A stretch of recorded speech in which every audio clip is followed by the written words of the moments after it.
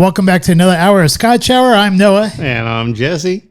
All right, this evening, I think we have a pretty good lineup here. We have the Macallan Classic Cut 2022 edition. Then we have our shout-outs / get it togethers after that. Our restaurant review, which is Torchy Tacos.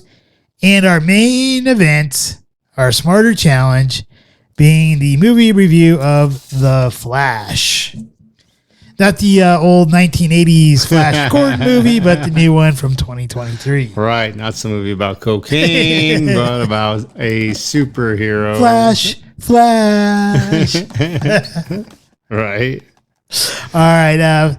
Once again, thank you for all of you who have subscribed to our channel. We greatly appreciate that. Even if you watch our channel only once, please subscribe to us. We are trying to reach 1,000 subscribers, and so that way we can open up more tools and things like that in YouTube, so we can provide a much better podcast for all of you, or better experience. And thank you to all of our listeners on the multiple podcast platforms that we are on as well, and all the new subscribers on Rumble. Also, like, share, and leave some comments. That does help out with the algorithms, and we greatly appreciate that as well.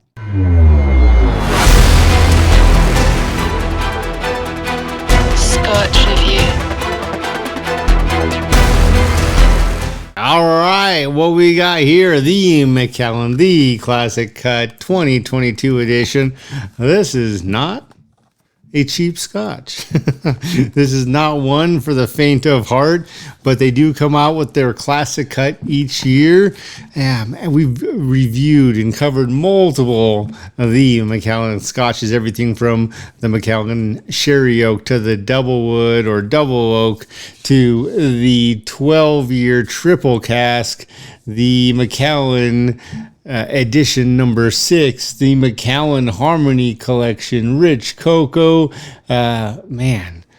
And now as we venture even further in, after visiting the Macallan, the 15-year, we are going to the Classic Cut. So this is the traditional red box.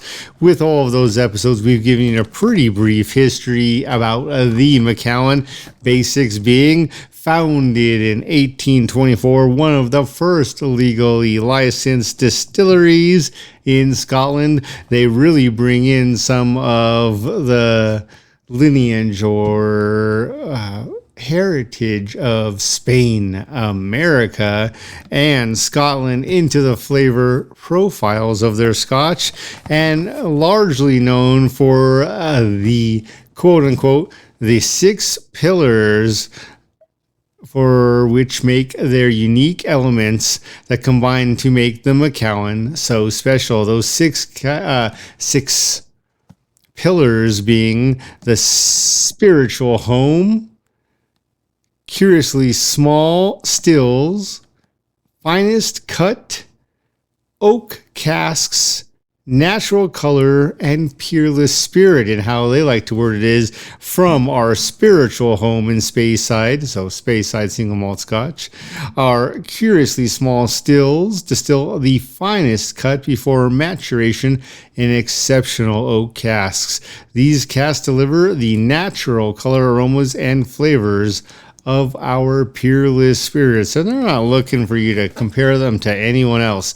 This particular version, the 2022 52.5 ABV, please review some of our previous episodes and look at some of the further history of the Macallan. Without further ado, let's unwrap this, the Macallan, the Classic Cut 2022. And one thing I do want to say, it's always hard looking at a box like this that is virtually on the cusp, so well done with colors, cuts, angles, impressions, foils, to not give it a 5. It is right there on the cusp.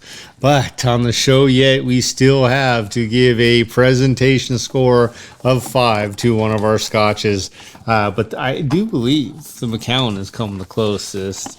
It's just tough when you have to be that much more. The box itself, a great, well done, the Macallan cardboard box. Not really cardboard, but super thick paper stock with the two-tone red, gloss, and flat. All that gold foil work. The classic, the Macallan bottle. Well done in size, shape, and detail. I'm loving the label. It looks very classic already. Man, if I'm a female attracted to Scotch, or a male, this has me fully erect. Just saying, this bottle is great. They've got their hologram label on the top, a well done topper, the impressions, the detail. Man, again, hard not to give this a 5. Well, I mean, you can give it a 5, but I really think the 5s are kind of more for those more elaborate types of bottling. But for sure. I 100% agree. I am truly, though, loving this detail. As mentioned, it is a Speyside Highland single malt Scotch whiskey, 52.5% ABV. Any more details you want to go into? You ready to jump in this like I am? Address it. Get it out there. All right. This is like going to Victoria's Secret with the supermodel and just wearing a few labels. It's time to get some carnal knowledge. All right. I love the crisp opening of the Macallan bottle. Well done with their plastic and 100% cork lids there. Man. Color. Who likes good color? I'm feeling sun-kissed already by this wonderful Scotch.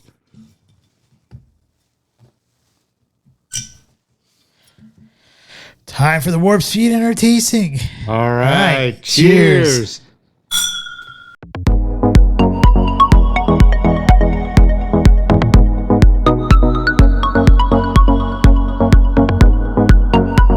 The Macallan Classic Cut 2022 edition. First off, I'm just going to say it's phenomenal. I love it. Yes, I'll take it to a black tie affair. Yes, I'll keep it on my shelf. No, I will not take it to a poker game. Why? It's not because it isn't great. It's because I want to hoard it. This is a hoarder. I will only really share this for special occasions. That's why I say black tie affair would be a yes. Or with a great friend who is a Scotch connoisseur. Yeah, I know I'm starting off a little bit backwards than what I usually would do, but I want to get that out of the way first. This is a slam dunk, awesome expression from Macallan. I love it. Just go out and buy it if you can find it. Bottom line. Bottom line, that's it. That's all I gotta say. Slam dunk right there. Okay, as far as the coloring, it has the nice coloring that I would expect from a good Macallan. It has the nice dark amber color, something you would see like a nice golden tan during a summer day on a beautiful woman, right? It's great. It has wonderful coloring that you're getting from the I'm assuming the charred casks themselves. I'm giving the color 5 out of 5. Presentation, like you said, it's classical, but it's not doing anything that would make it stand out above and beyond like any of the other expressions that we've tried so many of. So it still gets the 4 out of 5 rating there. Now, here is where I'm having an issue, though. This is such a great Scotch. However, we just opened it up, and it keeps changing. The aroma keeps changing. The palate keeps changing, and I'm having a hard time pinpointing everything that I'm tasting and smelling. And as it continues to open up and reveal itself to us, the more and more I'm enjoying this particular Scotch. From my initial outgoing here, on the aroma, I'm getting caramel, grapefruit, cherry, vanilla, and malted cocoa. And And it just has this nice, it's not overly bearing sweet. It's just a nice, refreshing, sweet, malty caramel cocoa type of aroma to it, which is delightful. The body of this, I would say it's like light to medium body, but it's so well balanced, and it coats your mouth extremely well. That it makes it almost jammy because of how well it coats your mouth and how well balanced it is. And I put here very well balanced, silky smooth, which seems really odd because you said it's 53 ABV, which is you would expect it to be very like hot on the tongue or something like that, but it is so smooth, so well balanced. From the point it hits your front palate to the mid palate to the back, it keeps a steady tone with almost no spikes whatsoever. I would say no spikes at all, but you can definitely hit like if you know what you're looking for, you can definitely pinpoint a couple tiny little miniature spikes. But oh my god, this is so great. As far as the palate, I put with it being well balanced, silky smooth, vanilla, caramel, malt, fruits of peach, and hints of citrus. And I know I'm missing something else in there, and I'm not exactly sure what I'm missing. There's a little bit of spice there too that starts making itself apparent in the mid to back palate for me. And this is where I put in my finish here, a sweet, spicy finish with hints of oak. And it is a great Scotch. I love it. I love it. I love it. I love it. For the aroma or the bouquet, however you want to say it, I gave it a 28 out of 30. The big win for me was the palate, even though I didn't give you like a great description of what I tasted. But I think what really won me over here is how well balanced it is with the silky smoothness of it. And I gave it 29 out of 30. And then the finish, I really enjoyed the finish as well. And I gave that 28 out of 30 for a grand total of 94 points. And I will highly recommend shut off this recording right now. Go to your damn liquor store and drop the money and buy this bottle, because if you're not, you're a fool. Mic drop. I'll tell you that I don't think you're wrong in anything you said right there. So as I will start, man, as I stated in the beginning, it is hard to judge a book by its cover, but man, I sure as hell might buy one because of it, right? Now, this is not a Scotch for the faint of wallet. And what I mean by that is, when I was looking up here, I purchased this because I saw it, and it's the one time I've ever seen it, and it was locked up, much like the Harmony collection still is. I don't know. I don't remember how much I paid, but apparently the current market price, this is the 2022, we're 6 months later into 2023, is going for $239 to $289. So again, not for the faint of wallet. But with that being said, it's also difficult because judging a book by its cover, and not that any other of the Macallan boxes didn't shine, there is something about this red to me. There is something about this red box and the detail work, no different than they've done in blue and blacks, and the bottle with these details. And it's really making me reconsider, what does it mean to be a 5? Anyway, this is getting my first 5 for presentation between the bottle and the box. And part of the reason that is you nailed it on the head. Would I take this to a father if I was proposing to a daughter? Fuck yeah. This is absolutely a black tie event. Hence, to anybody who's dating his daughter, if you want to marry her, buy him this bottle. This bottle with this box, this red really nailed it for me. And it's interesting because even looking over to the right now, we've got the 15, the 12, the 12, the 12, another 15. Blues and blacks don't do the same justice as the red. There is something special about this red and classic that really sticks out. So it's getting my first 5 there. With color, you again stated it clearly. Doesn't matter if she's a blonde, a redhead, a brunette, or got black hair. Sun-kissed skin. Oh man, all in, right? This is a dream of a color. 5 Balls points deep. there. Next, on the nose. Immediately fresh fruit. Highlight of grapefruit. That kind of almost acidic tingling on the nose. Then peach. It immediately transitions to peach and apple. And a little bit of vanilla and a little nuttiness, I'm going to go on a venture to say almond sweetness, smoothness on the nose. Oh, man. So for me, 88 on the nose. Well, 28. So 28 on the nose. Palate. It's not always frequent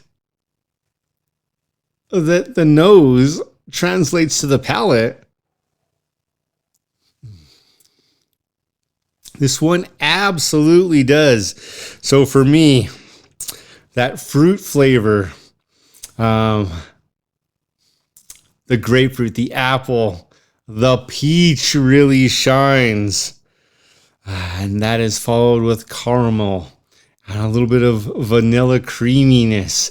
And then the cocoa pops.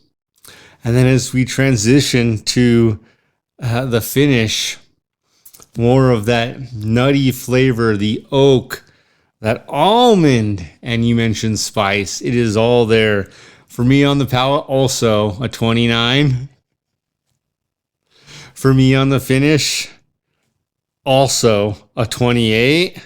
So our score is 1 point difference. Mine's a 95 because I gave it that one extra point on the presentation. And again, it's interesting to me because color on this box does matter. And I am stunned to myself to be like, yeah, you could have a 10 times as good of a box. If the bottle doesn't match it, throw the box away. Can maybe add a wood or metal. Doesn't matter if that bottle isn't as significant. And here, this bottle does it enough justice that I'm giving it my first 5 for presentation, my first 95 score with a 5 for presentation. And we were joking about it while we were doing our tasting, but how I would flawlessly describe this scotch is as Nicolas Cage says in the movie Face Off, peaches. I could eat a peach for hours. And this scotch Times 2. This scotch is that great, that smooth. And my underlying feeling at the end of my tasting, Noah, was thank God for you. Why? Because this scotch is so good. Yes, I would take it to a formal event. Yes, I would probably take it to a game night. I will absolutely, if I see another bottle of this, purchase it and hoard it. But I don't know anyone else that could experience this as we do. And it's not the same to do any experience and not be able to share it with someone who has the same appreciation. And I love the fact that you brought up the Macallan has their experience tour, because that's what it is. It can be a shitty scotch from typically Lowlands, but it can also be a great scotch from the Macallan, the Classic Cut. And if you don't have the right person to share it with, it is great. It's not the same experience. So cheers to you, Noah. Cheers to Scotch Thank Hour, you right? for this Thank experience. 95 for me.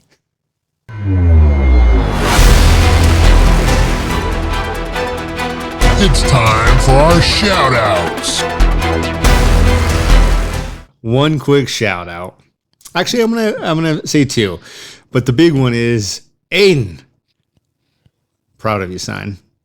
Went with your team, Cherokee Trail, won your tournament, playing some amazing teams that were beating every other team by 35 to 50 points, and you and your team were victorious. Your defense was literally flawless. No turnovers. Super proud of you, Aiden and the Cherokee Trail basketball team for this most recent tournament. And then my second one quickly goes to Verstappen's unstoppable in the Canadian Grand Prix. How do you beat that man? On a horse and a stick? You don't. Right now, you don't. Like, I have friends at work who are like, I don't think it's fair anymore. He's cheating somehow. There's no way he can be that dominant. And I'm like, you didn't think that when Hamilton was that dominant. I didn't think that when Schumacher was that dominant. Nope. Everyone has their day. His is just a really fucking several year long day. I think congrats to Verstappen on that. I didn't really have any shout outs, so yeah, I'll jump onto that bandwagon there. And I do think it's awesome that Aiden and his team had a great weekend out in that tournament.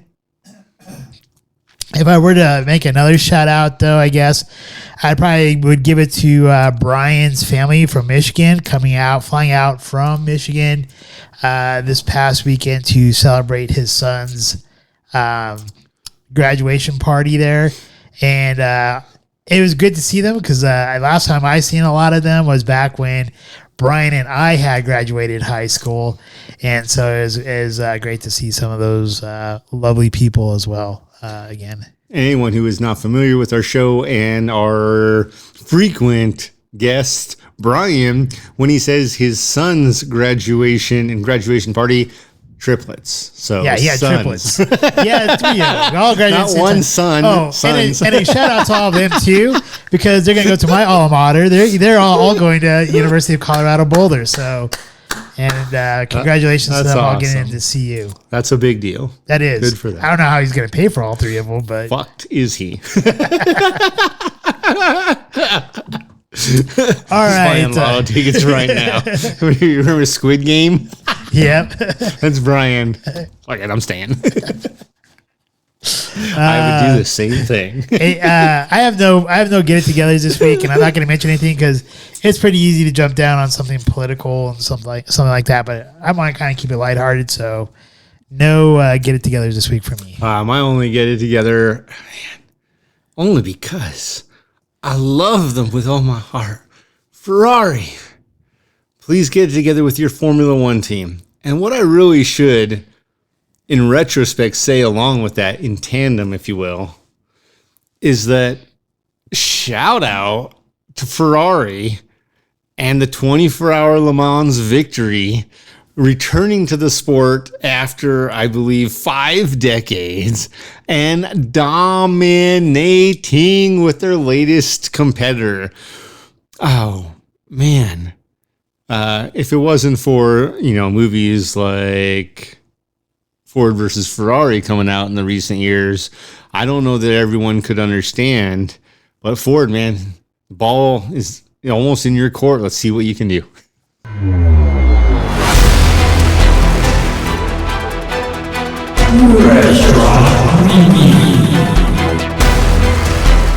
All right, this week's restaurant. Well, it was going to be another restaurant, which when we got there, we realized they decided, as they did the last time we were going to go visit them, that they were going to be closed for a while and then relocate. Well, this time they were closed again. So our detour took us to Torchy's Tacos on Arapahoe Road, just west of I-25. Ultimately, man, the outside, not sexy. The inside, not sexy. The food, As we got in there, man, I had the queso and chips. I did think that was great. I then moved to the trailer park taco and then finished with the Republican taco.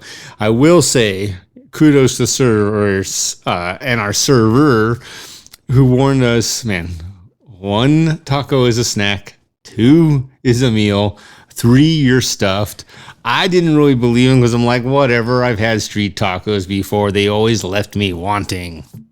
No pun intended. And with that, I ordered the trailer park and the Republican. I was like, what the hell? We're going to throw this queso and chips in there. Stuffed on the way out. Oh my God, that's a lot of food. These are not 3 or 4 inch street tacos. They are 5 or 6 inch full size tacos loaded with meat. For me, the food was great. So with that, the queso and chips, I did think it was great. I could have actually done without that. What I did like the trailer park. What I loved was my Republican taco. The trailer park, the crispy fried chicken, which doesn't say in the menu, it is breaded, ladies and gentlemen. So beware. Great toppings, great flavor. The Republican, however, is a grilled jalapeno cheddar sausage cut in half with cheese, and you're the one who brought this up, which was the picture of this taco does not do the real taco justice. It was amazing. It was delicious. It was my win. That taco was a 10. We're talking about a mid-range restaurant as I viewed it. Ultimately, the prices kind of said fast food restaurant. Definitely worth it from that aspect. But ultimately, the food for me overall was an 8. The service was good, mid-range, and this is where the struggle was. It could have been an 8, but I think it was kind of a 7. I think the guy's demeanor just kind of put me off because I felt like he wanted to be there. So 7. Atmosphere, this is where this place bombed, was, to me, it wasn't bad. And this is where it gets really tricky again. The atmosphere was a 6 overall. From those scores, a 7. However, not a destination. But would I meet a friend there? Absolutely. Would I meet or take a date there? Absolutely. So it's kind of an interesting score because it makes me think about what does it mean to be a destination, and then what does a destination mean? It means, and we've talked about this in full length, is this the place I would go for a taco at the end of the day if I had to travel? Still no, but I think value brings its real win. Value to me was a total 9. Again, mid-range value, outstanding. And yes, at the end of the day, I would meet a friend there. I would meet or take a date there. Is it a destination? No, there's still one better taco place that I know out there that I'll take the extra half an hour drive to get to. All right, so when you first pull up to Torchy's, it is off of a pretty busy road, which is Arapahoe Road, just west of I-25. At first, I thought I totally missed it but I turned in a little bit early, figuring that I was in the same kind of large parking lot area, and honestly, I was, so that was good for me. The one thing I think you're right with the outside. That part is lacking. I think they could have done a better job of telling you where the entrance was. I was a little bit confused, like where the front doors were to this particular restaurant. Enter here. Or put a sign right above the door that says Torchy's right there. I don't know. Something. Because it kind of looked like they were like these double doors that may not have been like doors that you would open up or something. I don't know. It just didn't seem like those were the front doors. Yeah, there's a front and a back to everything. We've gotten used to the label on the back of our underwear, ladies and gentlemen. Get used to it. However, for me, I actually did like the inside. I thought the inside was pretty nice. I think they're trying to be very modern about it. I don't think they overdid it. So I would give the interior like a 7. I kind of like the lighting in there a little bit. What I don't like particularly is the setup that they have, which is very similar to like Fuzzy's Tacos, which we've reviewed before, where on one half you have to walk up to go order your meal, and then they have a second half of the restaurant where it's bar only, or like the bar area where it's just 21 and over. But the nice part with the 21 and over, if you sit at the bar, they serve you food. Otherwise, you have to get up and go get your food if you sit on the other side. So it was, in that case, it was nice. I do agree the bartender was a little bit off. And I'm not sure if he just mumbled or talked really low, but I really couldn't understand everything that he said.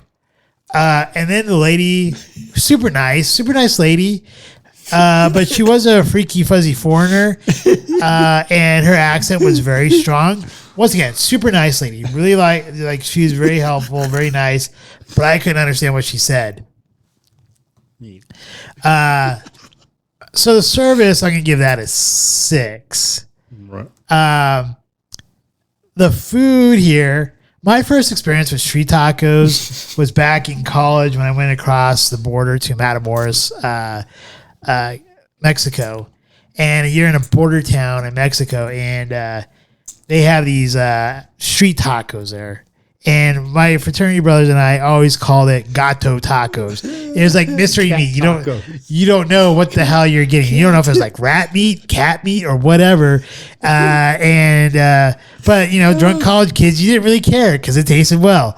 So now with everything trying to be all like trendy and everything, like, oh, street tacos, this is a trendy thing or whatever. I'm not a big fan of street tacos in restaurants and stuff. However, this place did pretty well. It kind of reminded me of the restaurant I visited in Mesa, Arizona called Republica Empanada, where they sold each empanada for about $5.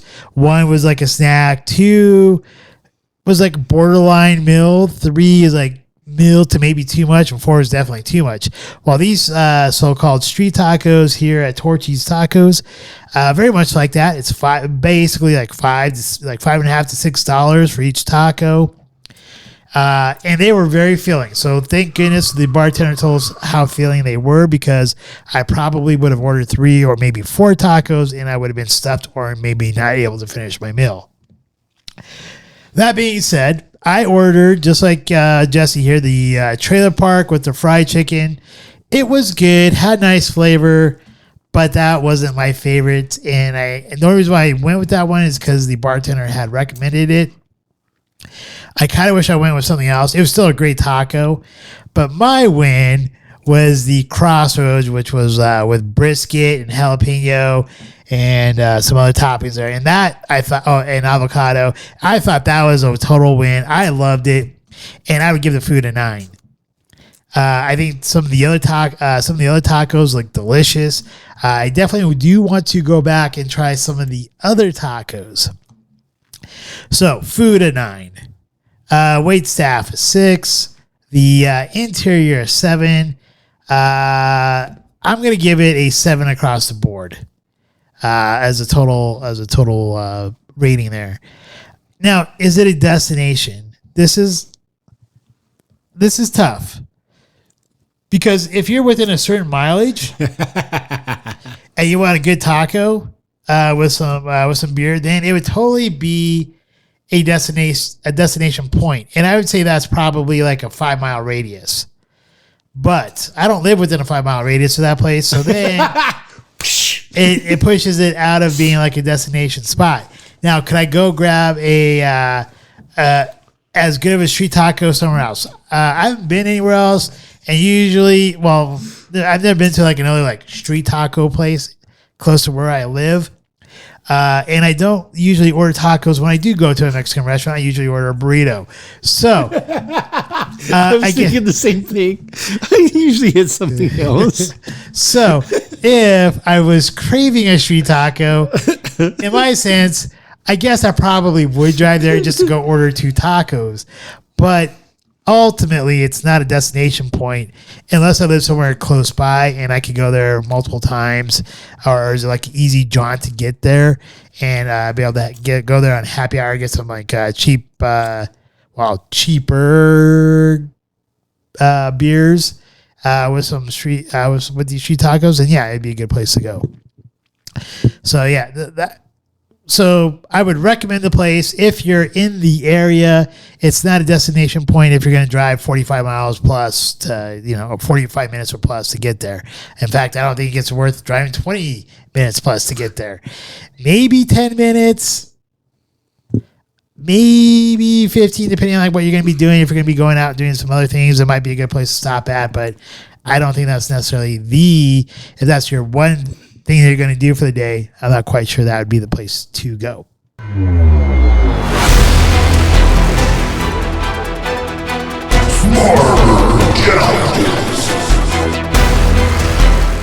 This week's Smarter Challenge was to watch so we could review the DC superhero movie 2023 of The Flash.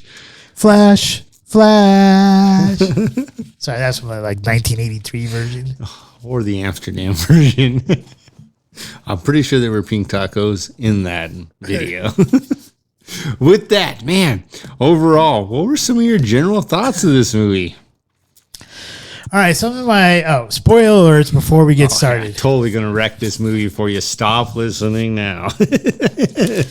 Well, one of my first thoughts going into this movie is that it seems weird how many movie franchises are pushing the whole multiverse thing. In fact, there's even some TV series out there that are doing multiverse stuff. And I get, string theory and the multiverse and quantum entanglement and all that stuff is kind of a intriguing thought, especially the closer or how technology has become more and more a part of our lives.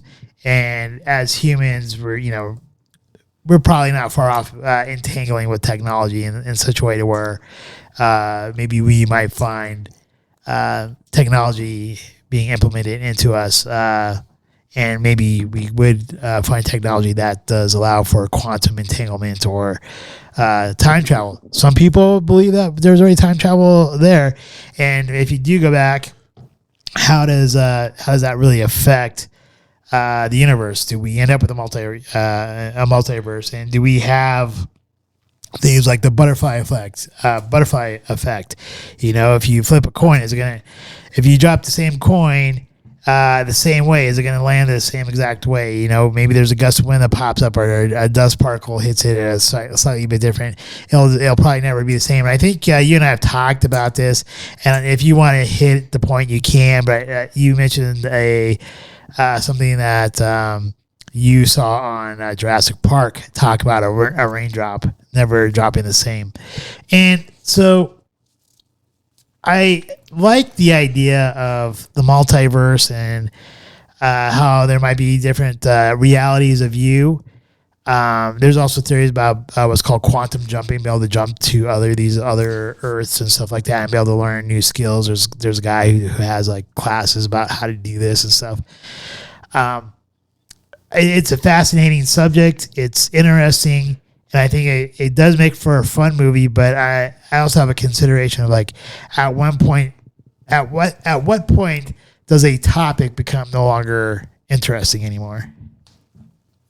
It's a good point. My general thoughts of the movie were and are, man, this is a great movie. They did an amazing job bringing in characters from other decades of Batman, and I thought it was so well done. I need to go see it again on the big screen. Not even a want. I need to go see this one again.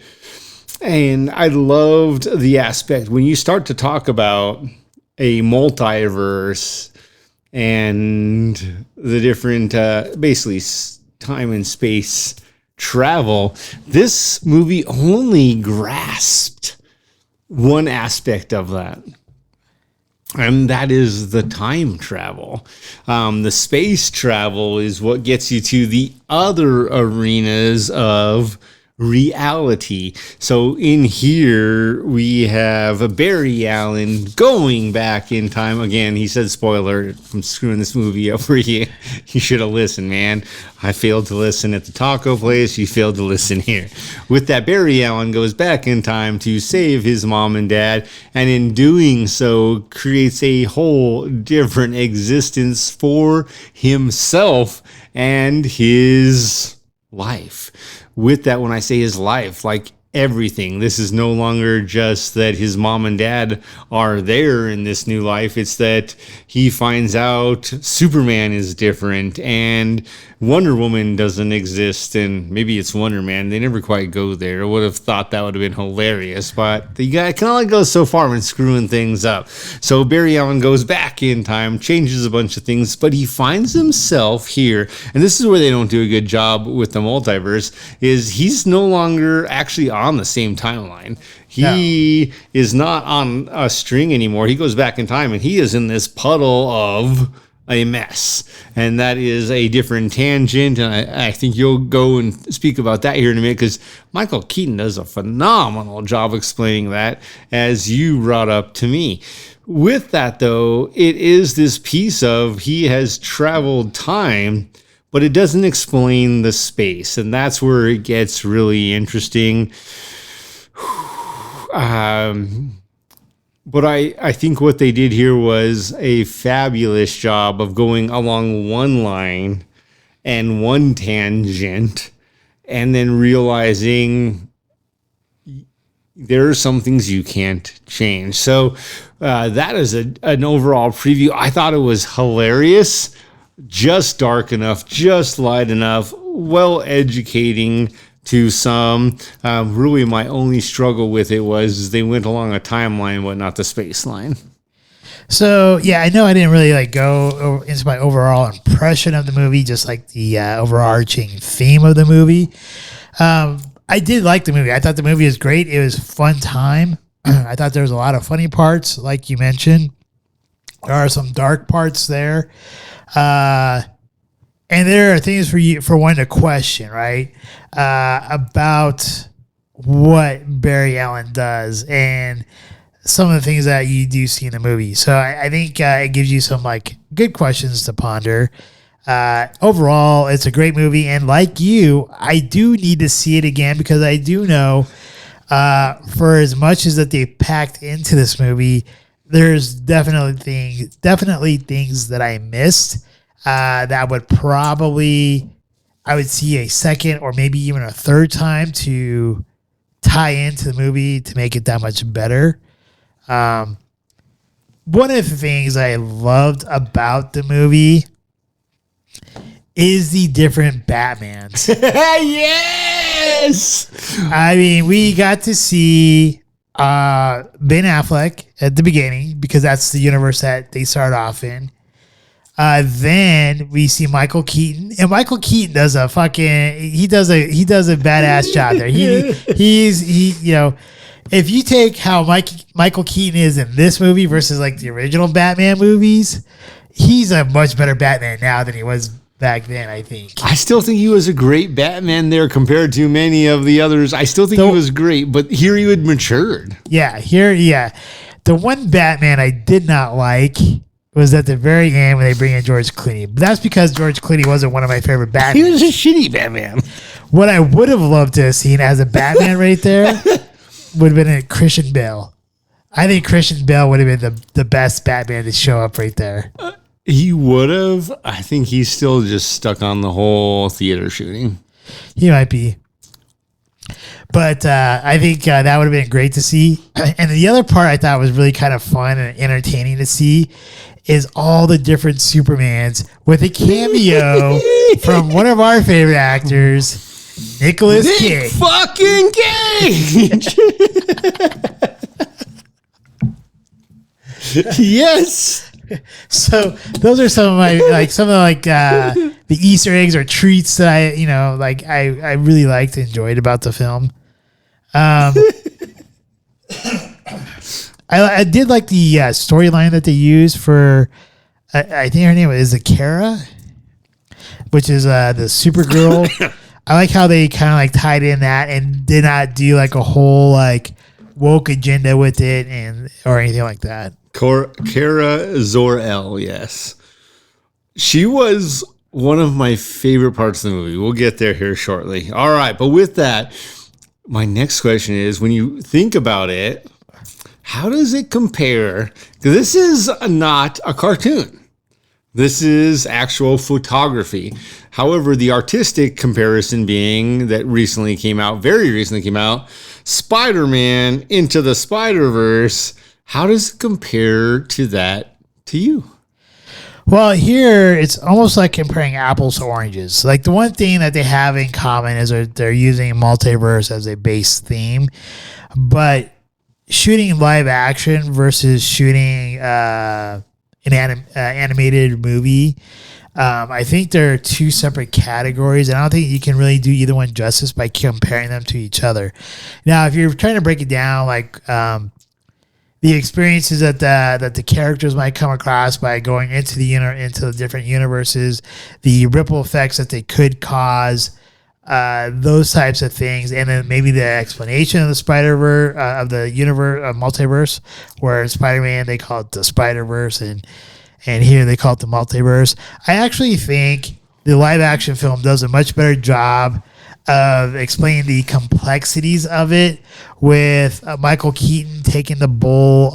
He talks about like how, what you're probably used to seeing in movies and stuff is and he takes like two uncooked strands of pasta, and he's like, here what you do is you have like two lines here, and if you go back in time, you cut off that timeline and you create a new timeline. And he's like, that's not how it really works.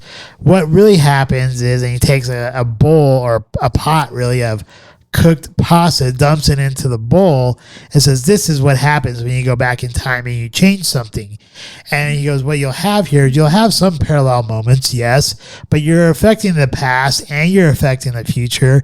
And what you're going to have, and I forget the exact term that he used because it's been a few days since I've seen the movie, but I want to say like access points, or like it's a commonality point where we have an intersection, and this is where Barry goes when he's trying to go back in time. He goes to these intersection points, and he can see multiple different types of realities because at these access points, or whatever you want to call them, you can shoot off into a different strand. So if you just take a look at a bowl of pasta like Michael Keaton had dumped in there, you will see that like some of the pastas are parallel to each other, some cross each other, some intertangle with each other. And I think, if I remember correctly, I could be totally wrong because I don't remember this part very well either, is he takes the sauce, he dumps it, and when he dumps the sauce, he's like, this is all the mess you create with it, and this is all the stuff you can't predict. So I think how they explain that with the whole multiverse does a much better job of the complexity and the ripple effects and the butterfly effects that one would come across if they did go back into the past and change things. Whereas the Spider-Verse with the animation, I think I like Spider-Man Across the Spider-Verse a little bit more than The Flash, but they're pretty close. They really are. But they did a much more simplistic type of explanation. But what I really enjoyed more about their version with the animation, which you can't really do too much with live action, is how they are able to show the different dimensions or universes for each character when they're all interacting with each other, because they all had their own certain characteristics about their universes. And that's what I kind of enjoyed with the Spider-Verse, and how they kind of like explain like how one could exist in another universe while I guess like coexisting in another universe, and if you don't have some kind of means to stabilize yourself there, you would kind of phase out. And so I kind of like that part of the theory as opposed to what we kind of see in The Flash. It's interesting because for me, it's an easy. I loved Spider-Man Into the Spider-Verse. I really did think it is a quality. I do think it is a quality film, but because of the cartoon aspect, I think it's really aimed for the young adult and child versus the adult. What I value more about The Flash, so for me, The Flash was the better of the two movies, is it brings in a different reality, but it also makes me, even as an adult, question, okay, there's some flaws in your theories. Let's really talk about quantum physics, space versus time. And now you're trying to tell me it is absolutely segmented and I can only intersect at certain times and space. And that is my struggle with this movie and what they're saying. Again, man, spoiler alert, you get into a point where Flash is going back and back and back and back. Again, one of two Flashes. You got to realize he already went back in time. And he's trying to change the outcome, and the same outcome happens every time, just in different ways. Now, that I think is real. What I don't think is the precipice of, well, I could get there in the first place. Just go back further and further in time.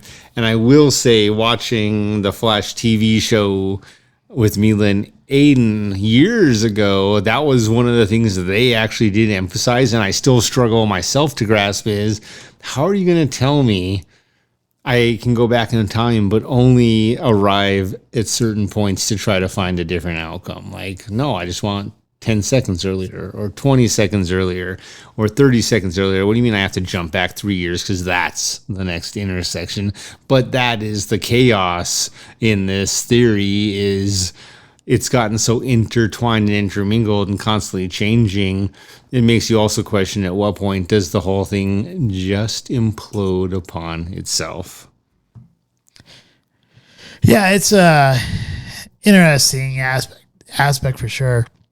I think the one lesson to come away with here in the Flash, and I think they kind of make it a point as him as a child versus when he confronts himself later on in this access point, is that there are some things that you cannot change no matter how often you try. Like at a certain point, you have to give up and say it is what it is. Which is interesting because, again, man, that's a tough one. For me, of course, you got your main actors in both movies. So in this movie, we've got Barry Allen played by Ezra Miller. And last week, we had Miles Morales played by Shameik Moore, who were or will be your favorite second actor in these movies, both for The Flash and comparing it to Spider-Man Across the Spider-Verse. So you're asking, taking out the two main characters, who would be my favorite character after that? Oh, that's really tough. It is tough. I agree. I mean, for me, with Flash, I know what your answer is. I guess I would go with Michael Keaton. But Ezra playing himself as the other Flash was pretty great too, right? But seeing Michael Keaton just for the nostalgic factor was really awesome. Seeing him reprise a role as Batman. With Spider-Man Across the Spider-Verse, this is really tough because honestly, I think the secondary character that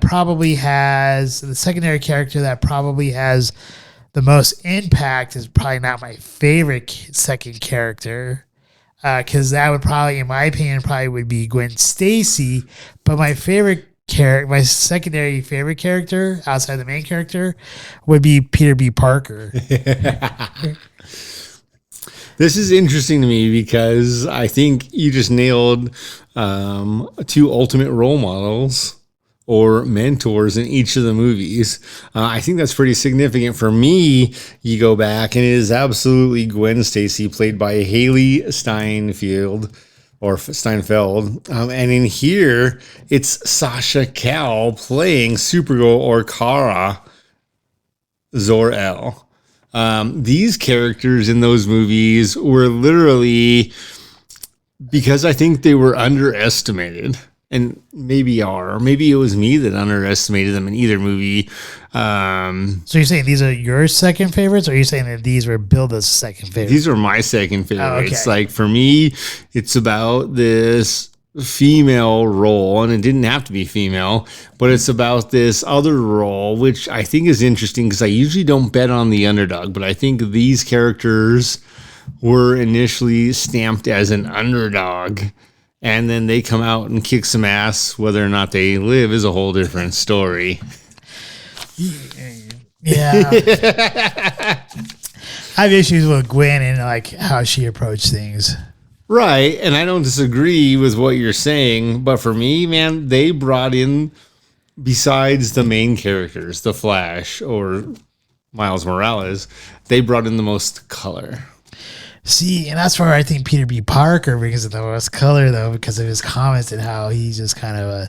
But he's not in there enough to have as much of an impact as, let's say, Gwen Stacy. But Spot, though, might almost be as equivalent to Gwen Stacy, though, as far as impact, because he is like basically his canon event or main antagonist to Miles Morales. And he's actually kind of funny and grows his powers quite quickly. Now, over here on the other side, since we talked about that last week, but talking about Flash, I don't think she had, I mean, she was like super powerful, super impactful, but I don't think she had quite the impact as Michael Keaton did. However, unless you're talking about the second Flash, I think he was,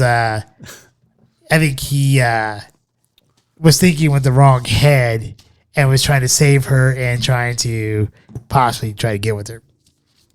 I think eventually down the road, I mean, like, I think, you know, because he had that kind of like that young kid mentality or like young college kid, like grown up moron is what he was. yeah. Like he had like the young, like college, you know, like young college, like early 20s, like, you know, teens, college era type of mentality, like where he's probably thinking with the wrong head with most things. With everything, not most things. So as we start to wind down, top 3 or 4 favorite scenes in any order. Okay, so I mentioned it already a couple of times to you, even at dinner and also on here. So I would have to say one of my favorite scenes has to be like the meeting of the two Flashes with the Michael Keaton Batman. Like he just goes through and beats the crap out of the original Flash because he lost his powers. And then that all leads into the whole possible issue or scenario, which I really enjoyed. My second probably favorite scene in that movie, it's not like super impactful, but after you just get done watching all of this happen throughout most of the movie, it's not the actual very, very last scene that you see, but it's pretty close to the very last scene that you see is when Ezra or Barry comes out of the courthouse and his dad gets off and he's like, "Who the fuck are you?" When he sees George Clooney. He sees George Clooney as the new Batman. Dude, I love that scene too. that scene just made me laugh. I don't know why. So hard because he's like, "Who the fuck are you?" And then I guess the other scene that I probably really enjoyed would have been, let's see here. I thought it was kind of fun when he was saving all the babies and he put the baby in the microwave and was like catching the dog and he freaks out the nurse there at the end of it. The one thing I do have to ask here is, do you think Barry or Ezra, and I don't quite know if they really said it, this is why I need to see it a second time, did he rearrange the order of the beans and put the beans on the top shelf rather than keeping them on the middle shelf? Because if he did that... No, he did. Okay. Yeah, absolutely. That was what changed the outcome for his father's freedom. Because if he did that, Because previously they were the second or third shelf, and then he changed those. Yes. so by him changing that, you would think he would have learned his lesson through like 95% of the movie and all the shit that he created, that by moving those up to the top shelf from that middle shelf, that he would have learned his lesson. But obviously he didn't, and he still fucked shit up. So Barry, I don't have the highest. I get why he did it, but I think he missed the main point of what Michael Keaton's Batman said, is the scars and the things that we went through create who we are. I think what he got from it, speaking to that scene in particular, is that you can't change an outcome of life versus death. I think that's what stuck with him. His dad was still alive, just in prison, so he didn't change that. What he changed is where his dad was. But that ripple effect causes so many other issues, and you think he would have learned his lesson from that after he knew that he had like no Wonder Woman. So that's where it gets super curious, and that's where my struggle with it is because does it change other ripple effects? If you're on a specific timeline and you are meant to die or live at a certain time, his mom died, his dad did not. That does not change. Well, what changes is how you live or how you die. So here's another question. Do you think Michael Keaton's Batman would have died no matter what if Barry... In that world. If Barry never showed up at all? Yep. In that world, no matter what, he dies. I guess that would make sense because General... I want to say Zhao, but that's not it. General whatever his name is. He probably was still showing up in his spaceship to go find.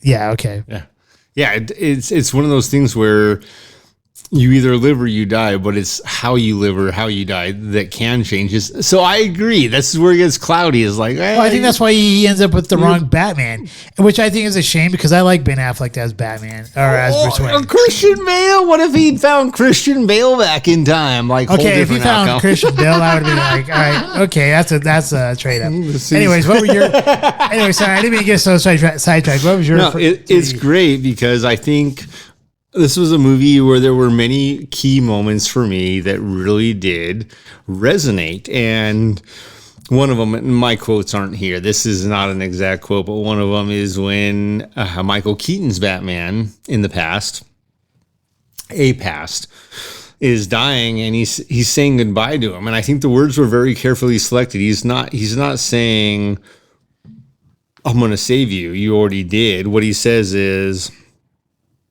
I'll bring you back. And he's like, you already did, right? And that's when he says, you already did. And that's very important, especially for, I don't want to see men of action, but I want to say characters, people of action, people with a code, is you want to go out on the same code you lived by.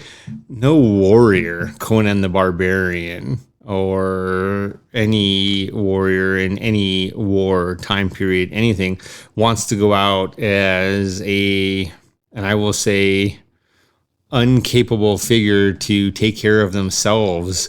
I do believe they would much rather be in the midst of doing something for the better, the greater good, and going out that way than going out retired as Michael Keaton was going to possibly. So I think his comment there has like a double meaning. I think, obviously when we look at that point, Michael Keaton's Bruce Wayne was not living by his code anymore. He had was in retirement. Let's just call it retirement. And he wasn't really like Batman anymore. So he did bring him back to that code, to being Batman and being that person again. But I think also at the same time, I think Keaton also knew that he brought him back by trying to reset the timeline. And the truth of the matter is, as we already know, General Zod was coming. Zod, that's his name. General Zod was coming whether or not the Flash Barry came from one timeline to another. The Batman was just prepared to interact and do his bidding. But I think that piece is very important because we each have a chance, whether we're retiring or we're starting a job or we're leaving school or saying goodbye to that favorite teacher, saying farewell to a parent, a son, a daughter, a child of any nature. And we have to choose and should choose our words wisely. And that is why I loved that scene so much, because I was like, oh my, I felt that. It had an impact. It made me happy in the most sad time. So that was absolutely one of them. Man, and then another one, and yeah, my daughter called it afterwards. She's like, were you really crying? And I'm like, yeah, I really was crying, is when Barry has to go back in time again. And at this point in time, he's watching his future self remove or place a can of tomatoes into a cart that ultimately undoes time. But he, at the same time, is saying goodbye to his mom. That was a pretty meaningful moment right there. I forgot. I don't know why I didn't mention that one, but yeah, that's pretty impactful. Dude, we don't always get a chance to do the important thing for ourselves or someone else, but usually it's for ourselves. We're the ones that have to live with it. Taking the time, whether or not they're going to not be there the next day, to say goodbye. Well, I think the most important factor of this one here, without getting too emotional or tied into it, is this allowed Barry to gain closure with his mom passing away. Where, as a young boy, when she originally died, he didn't really have that ability or capability to have that closure with her. Where now, after him becoming a man and going through the events of his life and the scars of his life to become who he has become, to be a hero, he understood the importance of what he had to do to kind of reset the timeline for the most part. Still think it was dumb of him to do the fucking cans, but at least he was able to get that closure that he needed with his mom. So that way, not only could he have that, but he could also progress in life and move beyond that portion of his life and having to blame himself for whatever reason. I agree with the cans piece, but I think at that point he was living by what he had learned. Here's what I can change. Here's what I can't. But that scene absolutely impacted me. The next scene was two scenes very closely tied together. And one is Barry Allen, modern Barry Allen, no powers. At this point, he has lost his powers trying to help his current sense of Barry Allen gain the powers. What happened was he lost him. Current Barry Allen, or that metaverse or universe's Barry Allen, gains the powers. He becomes a simple human. They go off and they go and find Batman. And then Batman's like, okay, so you're talking about looking for this specific person. And then he goes and finds her. She's in was it Ukrainian? No, Russian. What, Russian? Okay.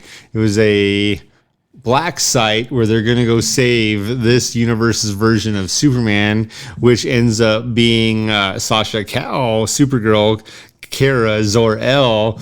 And with that, they go find her. Obviously, she's entrapped in this cell that is partial to keeping her weak and human at this point, no superpowers at all.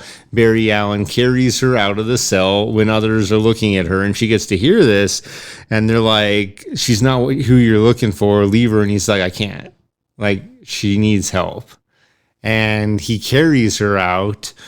And then later on, after there's a little tizzy and this and that and the other, she comes back and she's like, I'll help. And the piece here is now she helps Barry Allen get his powers back because he is helpless. Seeing that transition absolutely made me believe in doing good.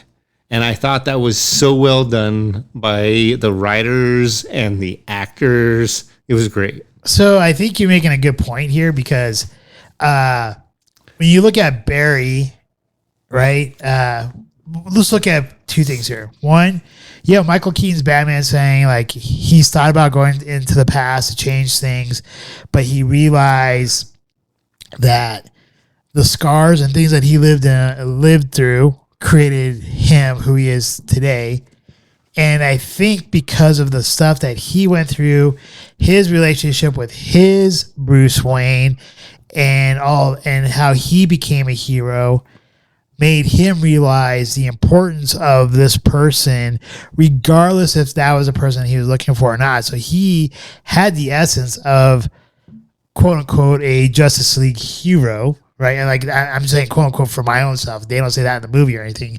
But I think if you were to look at Barry from the whatever universe that Newberry, we'll call him Newberry. He could care less. He didn't know how to be a hero or how to do those types of things. And I think Michael Keaton's character has already been so jaded from whatever he did that maybe he didn't see the value of rescuing that person. Not that I don't think he wouldn't have, but I just don't think. I think at that point, his mission was. It's not like the objective wasn't there what he was seeking, so therefore let's get the hell out of here. Whereas Barry versus selfless, where Barry's like, hey, us from the Justice League would not allow this person to remain here suffering, so we got to take this person. So I think the lessons that he learned from his experiences and his traumas and his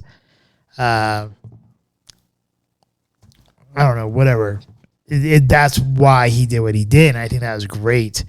And I think that's good that you brought it up because it impacted her because she's like, you guys are just as bad as where I came from. Why should I help you out anyways?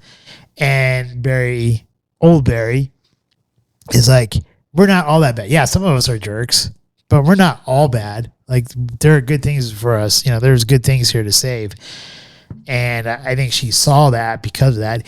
And therefore, like you said, she goes and helps him, which is great because he gets his powers back. And then Barry can be Barry again. And save his world, as it would be. I don't know if he saves his world. I think he's going to cause... We don't know. That's the thing is if you watch the TV show, it gets screwed up. The one other part I do like a lot, which is not really part of the movie, but it's in the end credits. It doesn't set up anything. Is Adam Curry passing out in the street puddle, being super drunk, and as he's trying to explain that. Jason Momoa, yeah, Aquaman. Literally, I could not stop laughing, and I felt super bad because I'm with my two kids at a theater with. Mila's boyfriend as well was invited. Thank you. I'm sure that was a treat for him. Who's this crazy guy laughing? Why won't he stop laughing at all this dark shit? And why is he laughing so loud? Yeah, what is wrong with him? It's only 10:15. He couldn't be drunk yet. No, I wasn't. I hadn't had a drink. Didn't for another 6 hours. Maybe Mila gave him some heads up before you guys went to the movie. I'm sure she's like, by the way, just beware. Anyway, I was laughing so hard because it was so perfect because it all comes together, right? We have a mature Barry Allen. He was already 23 plus years old, had graduated, had become a forensic detective, was working for the police department. He's old enough to drink, isn't drinking because he gets no benefit from it. It just pisses him off. Like it's a public thing. He might as well be drinking water. His metabolism is so fast. But then you have Aquaman. Who does get drunk, apparently, quite frequently, drinking a shit ton of beer, getting drunk with Barry Allen. And then that whole scene, though, I was like, I love this. Here's why I love this. When life gets tough, and it gets tough for all of us, we don't always know why or how, or you're medicated if life doesn't ever get tough. And if that's the case, good for you. I'm not judging you. I'm just saying for anyone... normal, life gets tough. Superman, life got tough. Aquaman, life gets tough. The Flash, life gets tough. Simple human me, life gets tough. And when those things happen, what is true is we look for our anchors. We look for our lighthouses. We look for those things we can rely on that tell us where our true north is and not to forget our faith. And that is exactly what backwards wise, because Aquaman in all of the movies has not been a role model. But backwards wise, this is the character now that Barry Allen has chosen to go learn from something or to get knowledge from or to gain something from. And I thought it was beautiful. I thought it was brilliant, and I loved it so much because I'm like, yeah, man, what you need to learn is what this man, Aquaman, has learned in life, which is, yeah, there's the times I want to save the whole goddamn ocean and world, and there are other times I'm just going to get pissed drunk and pass out in the puddle because I can breathe in puddle water. See, I got a totally different vibe from that. I got a totally different vibe than you. Okay, what do you get? See, I think he went to Aquaman not as like as the anchor or mentor to learn something from. I think he was looking for. I think he finally realized who his friends were, and because the new Batman is fucking George Clooney, like who the fuck are you? He knew Aquaman, so he had to tell one of his friends, and he finally realized like the Justice League people are his friends, unlike the crappy people at the forensics area. But so that's why I think he was hanging out with a friend, trying to explain to him like, hey, this is what's happening. Like, Batman's different. It's not the same Batman anymore. You're not going to believe this because it's true to you and you're drunk, but that's what you always do. So I saw it more as him like trying to talk to a friend, trying to like, tell him stuff and try to like seek help that way. Not so much as a mentor. The other thing I thought was very empowering about that scene is if you look at the previous Justice League and movies where Aquaman and the Flash are next to each other, Aquaman looks like he's got a good 100 pounds on the Flash and 5 inches taller. And here, there's like a 1 inch difference. And the Flash looks like maybe Aquaman is 40 pounds heavier and it's all fat. Wow. I think also like you have to look at there's like a new twist going because like the old Justice League before was done by Zack Snyder, which is not supposed to be that's not supposed to be canon anymore with the new ones going forward with James Gunn DCU universe. Anything else to wrap this one up? No, I loved it. I thought it was great. I'm glad my kids went to go see it with me, especially since they know how much I laugh, good and bad, at the happy and the sad, and I cry too. Man, there were definitely, if you are an empath, you will cry during this movie a couple of times, and that is just because you can feel it. And I thought that is, and you mentioned Gunn, James Gunn, as a big role here, changing let's face it, he's leading this now. He's become the leader, and I felt it, and I didn't mind it. All right, so next week's Scotch. Alexander Murphy and Co., the Ben Riach Distillery single malt Scotch whiskey, aged 10 years, distilled, matured, and bottled in Scotland. Yeah, so I picked this one out here because it looks like, I'm not sure if Alexander Murray does this every year or not, but they had a bunch of different expressions from different distilleries. And since I know we've tried quite a few Ben Riachs, that this might be a fun one to experience, even though it had no canister or anything like that. But next week's topic, do you want something like a little bit more in depth, or do you want something pretty lighthearted and easy? Man, I say go in depth. All right, so next week will be the best of Clint Eastwood. Woo! All right. So our favorite movies of Clint Eastwood are his best whatevers. So the best of Clint Eastwood. All right. Yeah, the other option would have been for light and easy was to do a movie review of the movie Idiocracy. It's been so long since I've seen it, I don't remember it at all. Was that Bill Murray? No, Idiocracy is the guy who did Beavis and Butthead, something Judge. Mike Judge, I think, or something like that. And it's for the guy who's like in the military. He's like average IQ, but he goes into the future, but everyone's so dumb that he becomes like the smartest man in the world. And they try to feed, they try to grow plants with like a Gatorade type of thing called Brando. And the president of the United States is like some muscular, big like black muscular guy and stuff. Say Joe Biden. We're there. We have landed. Well, that's the reason why I was going to suggest. That's the reason why it's going to be the fun, lighthearted one, because it really does. Some of it does tie into like what we were experiencing today. But dude, we don't. Maybe we should do that.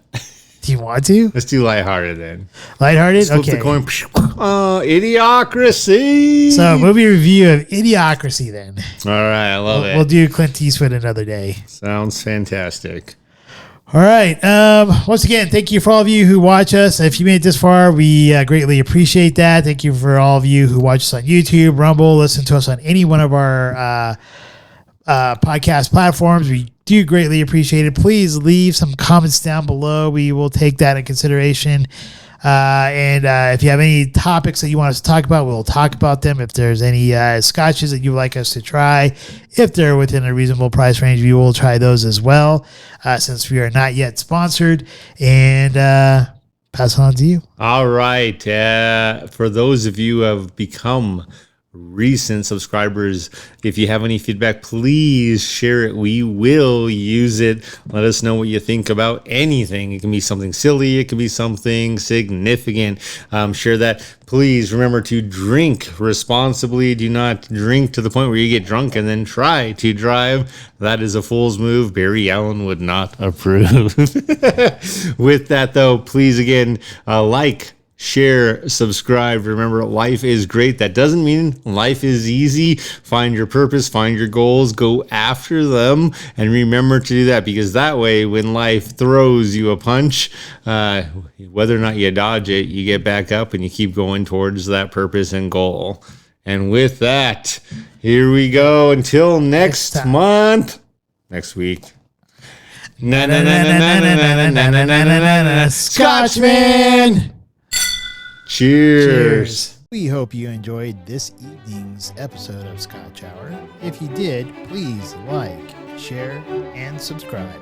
Also, if you have not done so already, please become a Patron member, with memberships starting as low as $1 a month. Thank you, and hopefully you have a wonderful evening.